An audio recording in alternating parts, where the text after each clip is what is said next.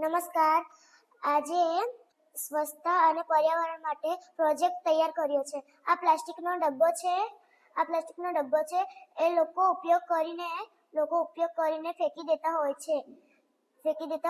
એટલે આપણે અલગ અલગ જગ્યાથી પ્લાસ્ટિકના ડબ્બાઓ શોધી લાવીશું અને એના અંદર અલગ અલગ જાતની વનસ્પતિઓ નાખીશું. જેવી રીતે અમે અમારા સ્કૂલમાં પ્લાસ્ટિકના ડબ્બા લાવ્યા છે, એના અંદર અર્જુન, ચણોઠી ને એવી રીતે નાખ્યા છે. જ્યારે ચોમાસાનો સમય આવશે ત્યારે અમે એને ડુંગરો પર અને જંગલો પર નાખી આવશું. ત્યારે એ નવા વૃક્ષો ઉગશે અને પછી આપણને પણ અને પર્યાવરણને પણ ફાયદો થશે.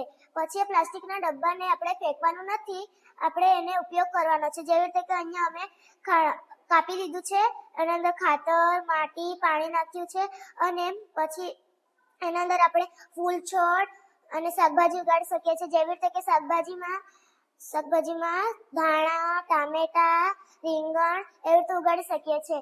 અને ફૂલ છોડમાં તો અલગ અલગ જાતના ફૂલ છોડો આવે છે, તેવી રીતે આપણે રોપી શકીએ છીએ. જેવી રીતે કે ગોલગોટો, બારમાસી એવી રીતે રોપી શકીએ છીએ.